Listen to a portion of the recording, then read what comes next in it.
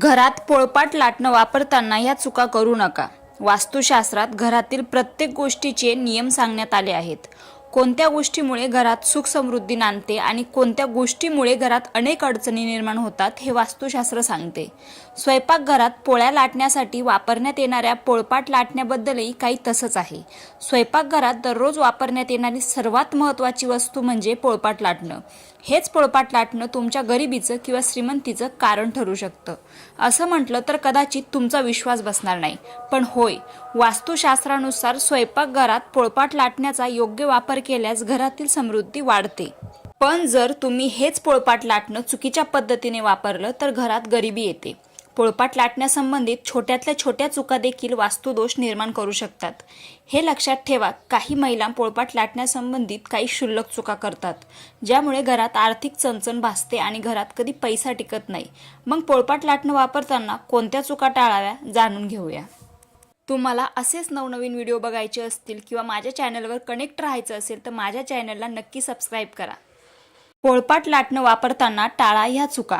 पहिली, वास्तुशास्त्रानुसार जर पोळी बनवताना पोळपाट आवाज करत असेल तर वास्तुदोष निर्माण होतो।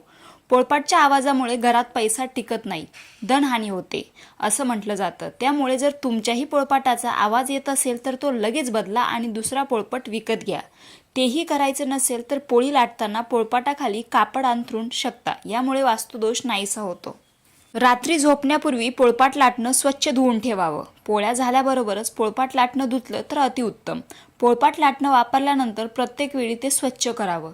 असं न केल्यास घरातील लोकांच्या आरोग्यावर त्याचा वाईट परिणाम होतो आणि अर्धा पैसा आजारावर खर्च होतो।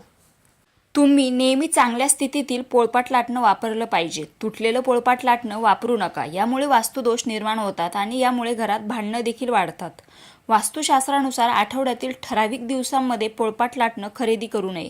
मंगळवारी आणि शनिवारी पोळपाट लाटणं खरेदी करणं टाळावं। बुधवारी पोळपाट लाटणं खरेदी करणं शुभ मानलं जातं। मंगळवारी आणि शनिवारी पोळपाट लाटणं खरेदी करणं कुटुंबासाठी शुभ मानलं जात नाही। वास्तुशास्त्राप्रमाणे पोळपाट कधीही उलटा करून ठेवू नये, नाहीतर घरात वास्तुदोष निर्माण होतो। या व्यतिरिक्त पोळपाट कधीही पिठाच्या डब्यावर ठेवू नये, यामुळे तुमच्या घरात पैसा टिकत नाही।